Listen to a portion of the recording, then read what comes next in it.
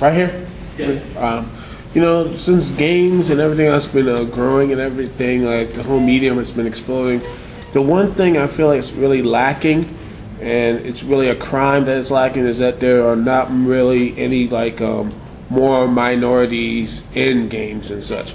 Or in fact, like, you know, any type of good, strong, there are some good, strong female characters, but they're not any good Asian or Black or Mexican or any type of other people in games and such. And I feel like, you know, if this medium wants to be participated as art or what have you, as something better than books, movies, television, what have you, then you have to start doing this, because if it's not, it's just going to be just, well, you know, it's going to be just what it is right now. Just a lot of people saying that it's good, but until you're going to have something like, say like To Kill a Mockingbird, or, you know, or all this type of stuff, a game like that, you know, that sort of thing, you will never actually get that plateau. So until, I feel like that is one of the biggest crimes in the industry right now. Totally. And just in media in general, Jackie Chan never gets the role. What the hell is that?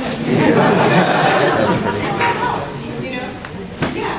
And you know, Will Smith is like, you know, up there. And then, you know, the roles are very much lacking for Black actors. I mean, we can, you know, definitely argue about being a representation in the movie industry, etc. But, you know, it's the classic thing. It's like Jackie Chan never gets the girl. What the hell is that? You know? And it's the same thing in video games as well. It's a very pervasive thing, and I think that people need to take. And I think the issue is also that video games, you know, as seriously as we all take them, serious business. Some people do not take them. You know, it's kid stuff. It's the 14-year-old kid. So who cares? And that to me is a really until you know, until more people kind of, it's just a game. Whatever. And that's one thing that bugs me too, is that they say, oh well, it's kid stuff, you know, but aren't kids supposed to be molded and everything else? That's their formative years, and that's what that's really pissed me off too, because I remember that video games had no impact upon the way that I grew up. Yeah, and until, like I said, we had to really start molding, you know, because right now we growing up on games. And, you know, and people want to keep negating themselves for kid stuff, then fine. Then why don't we make an attempt to actually help mold our kids and actually make them something, you know, even better than what we are here right now?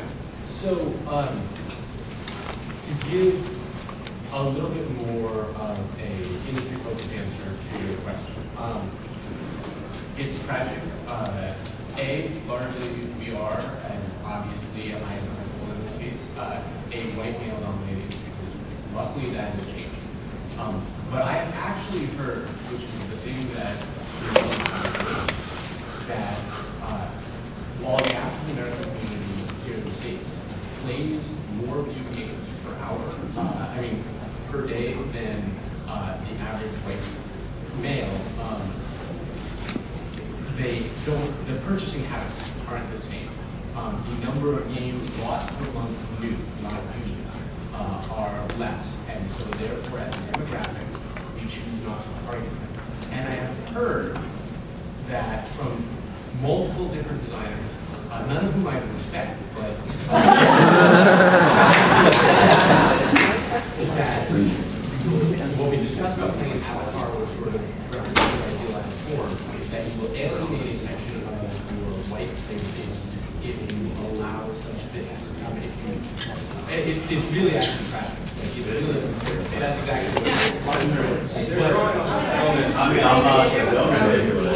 but I mean, if you jump into it, the really indicative one, even more because we cater very poorly to the African American community. But even on Avatar customization, when was the last time as a hat you got to see a turban as an option that you got to choose?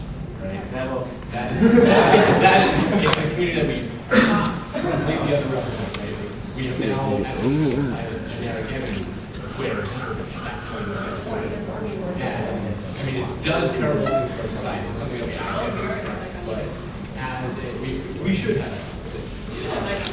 But there are actual business reasons that people state in meetings for why we don't do this. I think they're absolutely wrong. I think they undersell the player base. I think that there is absolutely no reason why a well-constructed game, a well-constructed panel, regardless of race and gender, allowing them to step into other people's worldviews is exactly what this video presents us. And so we need that. But it's what I've heard, so.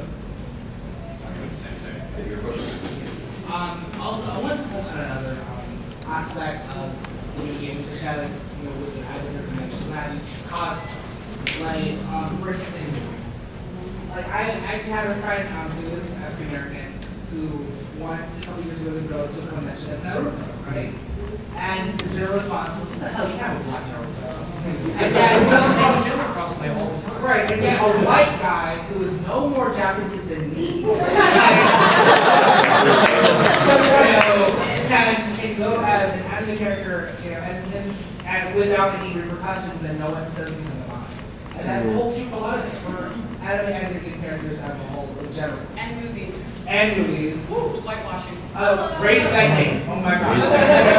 Also, you said way earlier about being a girl in this industry. I noticed that the video game industry, as an extension of nerd culture in general, is almost one of the last bastions of open sexism. And I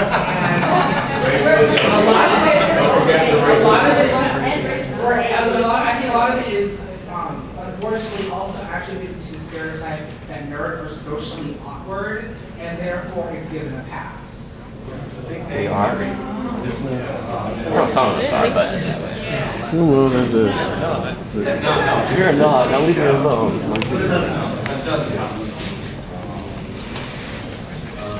Yes, I have three points, very important points to kind of. I actually worked at 18 networks, working on Nights Online and one to one MMO. But our main audience was not American. Our main audience was for Nights Online Turkish people.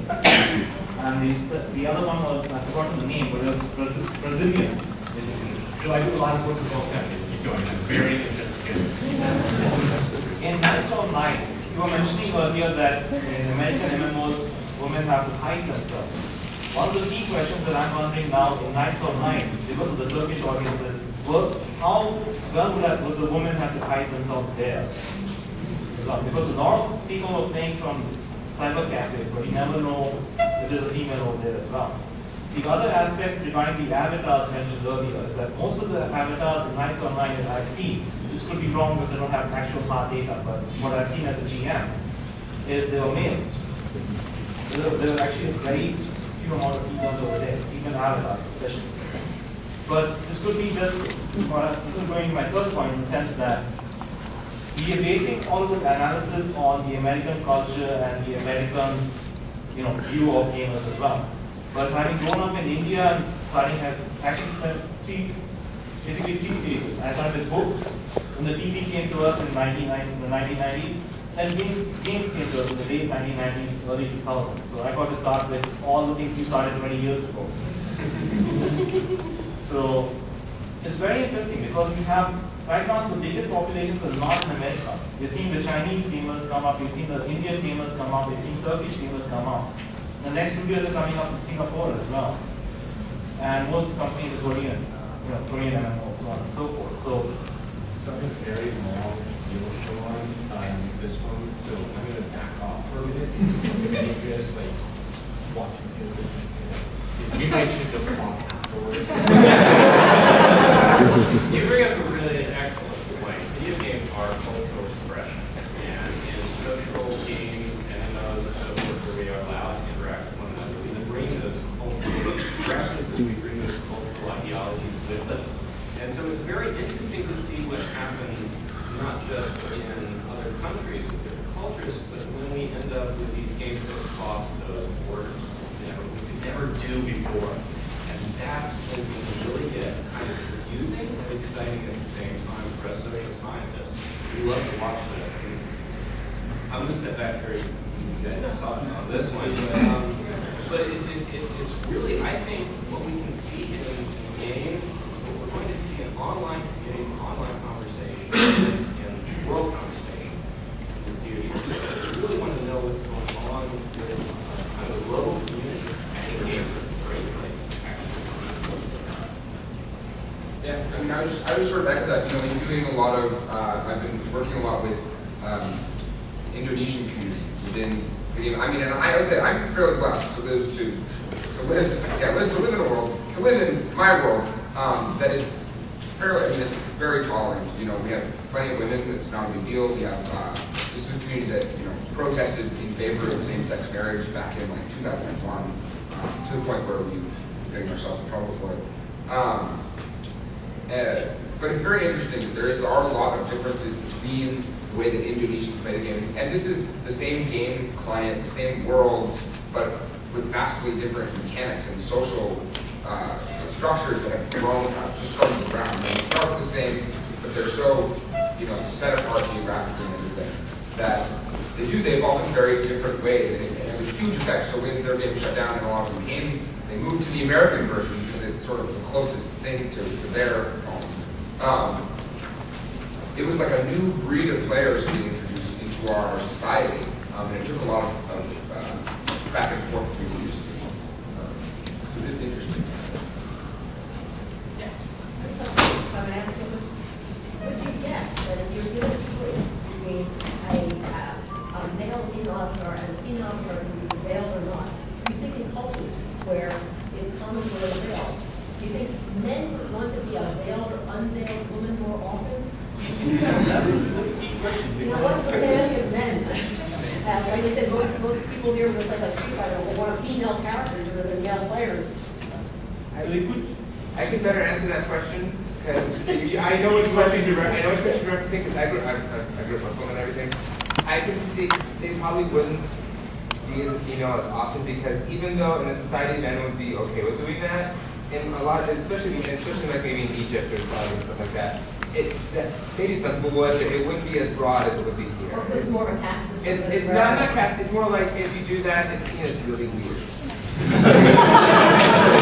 If we see it as way more weird than some people see it as all time. Some people do that here, but if you see more of it as really uncomfortable. I mean, would you really want an avatar with a crew cut? In your seat, would you really like an avatar with a crew cut as opposed to an unshorn avatar? I wish they had more beards.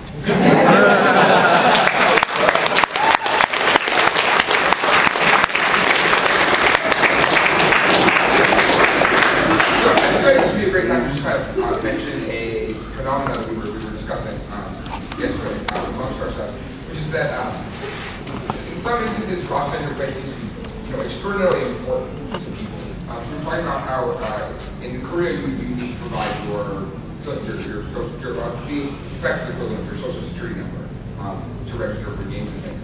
And that a lot of games apparently, this was very interesting to me, a lot of games apparently do not allow you to create characters that don't match with your real world gender.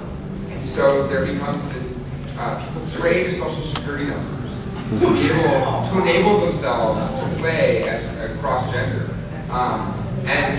And I think that in a way sort of speaks to how in some cases that is such an important, that's so important to people that they're willing to, meet on the internet forums that trade their social security numbers. Well, not even break the law, but I mean, how often do you give out your social security number to people, online? It's serious business.